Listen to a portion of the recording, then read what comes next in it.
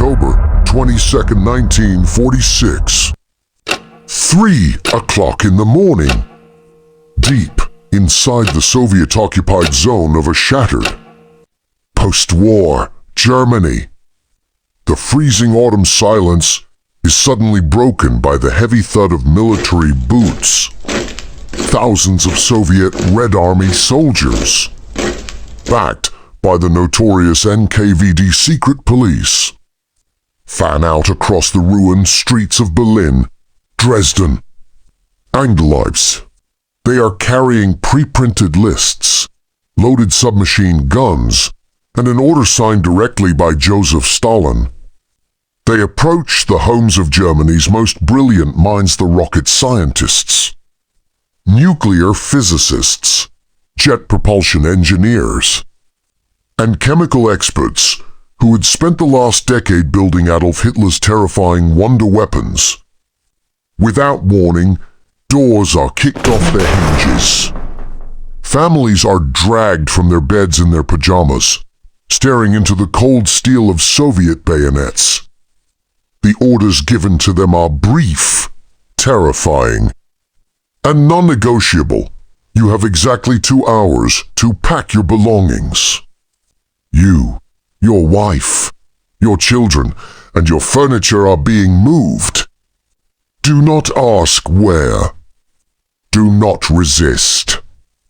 By sunrise, more than 90 military trains are already steaming eastward toward the frozen depths of the Soviet Union. Packed inside are over 2,000 top-tier German scientists and nearly 6,000 of their family members. They were not being arrested for war crimes. They were being stolen. This was the beginning of Operation Osoaviakhim. It remains the largest, most aggressive force technology transfer in human history. Yet, if you open a standard Western history textbook, you will barely find a single footnote about it. We are taught extensively about America's Operation Paperclip, how the United States brought Nazi scientists like Werner von Braun to NASA to build the Apollo rockets. But history has conveniently ignored the darker, far more ruthless mirror image of that operation. The night Joseph Stalin literally kidnapped the brains of the Third Reich to kickstart the Soviet space program and the nuclear arms race. For the next hour, we are going to expose the classified files that Moscow kept buried for over half a century.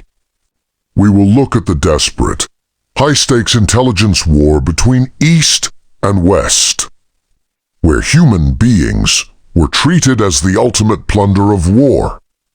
We will uncover how a collection of captive Nazi engineers, working under the constant threat of the Siberian gulags, actually built the foundations for the Soviet Union to launch Sputnik, stun the Western world, and nearly win the Cold War before America even realized the game had begun. To truly understand how this terrifying night unfolded, we have to look at the secret race that began long before the final artillery shells fell on Berlin.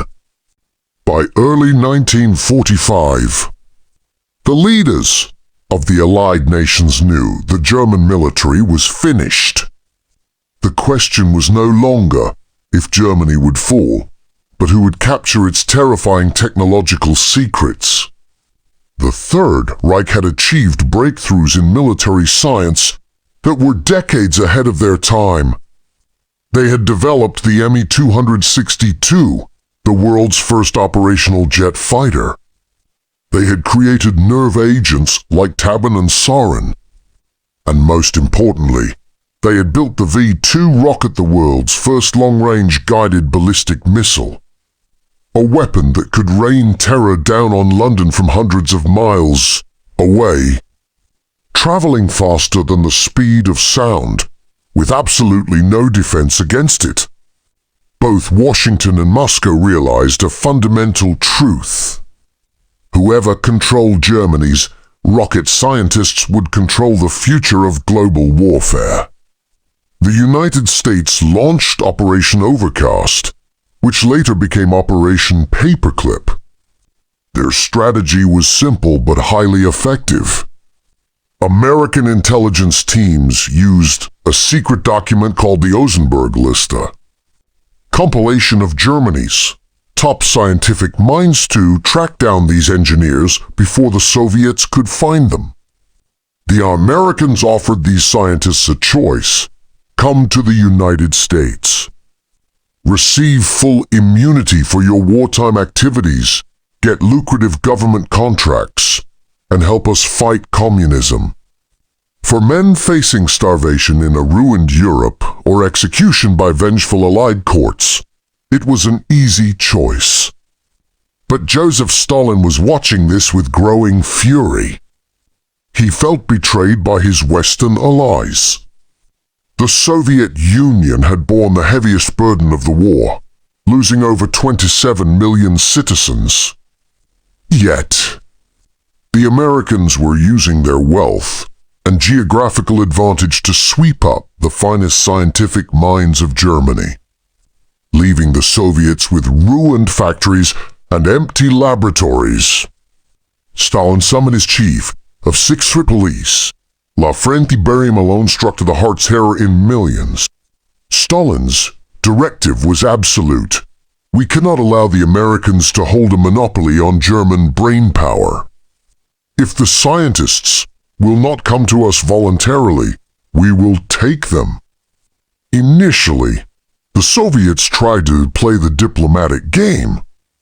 In the immediate months following VE Day, they set up specialized research bureaus inside occupied Germany, such as the Rabe Institute in Bleicherode.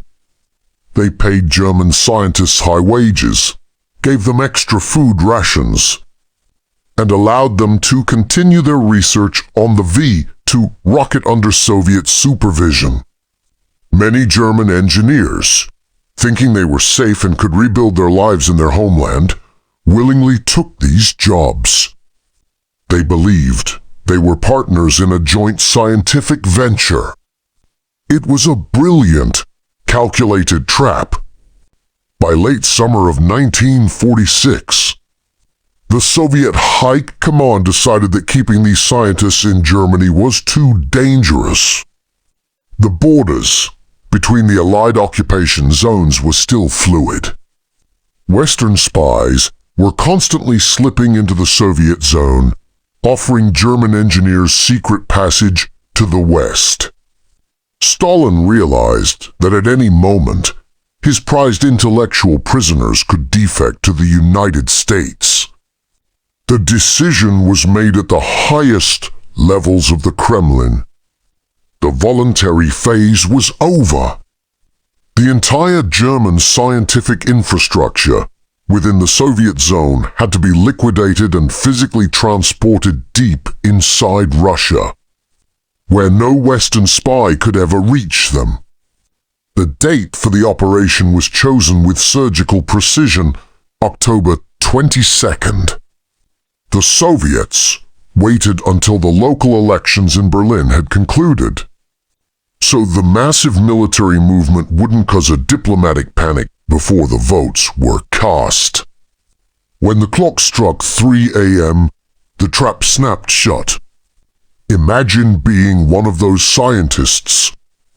You are asleep next to your wife. Your children are in the next room. Suddenly, the silence is shattered by heavy fists pounding on your door. You open it to find a Soviet officer accompanied by armed guards. He does not read you your rights. He reads an official decree from the Soviet military administration. It states that you have been reassigned to a new facility in the East, effective immediately. The psychological warfare used that night was devastating. The Soviets purposely gave the families an impossibly short window, usually between 1 and 2 hours, to pack everything they owned. Why? Because a panicked human being cannot think rationally. If you are rushing to pack your clothes, your children's toys, and your valuable research papers under the glare of a loaded rifle, you do not have time to plan an escape, you do not have time to call for help, and you do not have time to resist. To prevent riots or mass panic, the Soviets resorted to a bizarre form of forced hospitality, while soldiers stood guard with submachine guns. Military trucks parked outside were loaded not just with suitcases, but with the family's actual furniture. Bed frames, dining tables, pianos, and wardrobes were loaded into the back of transport vehicles. The message was clear. We are taking your life, but we are letting you keep your things. But where were they going? No one would tell them. As the convoys rolled through the dark, devastated streets of Germany toward the railway stations, the German captives looked out the windows and saw a terrifying sight. The operation was happening everywhere simultaneously. The entire scientific elite of a nation was being scrubbed from the map in a matter of hours. At the train stations, the true horror of their situation became undeniable. They were forced onto long lines of freight and passenger trains that had been requisitioned by the military. The doors were locked from the outside. Armed guards took positions at the end of every carriage.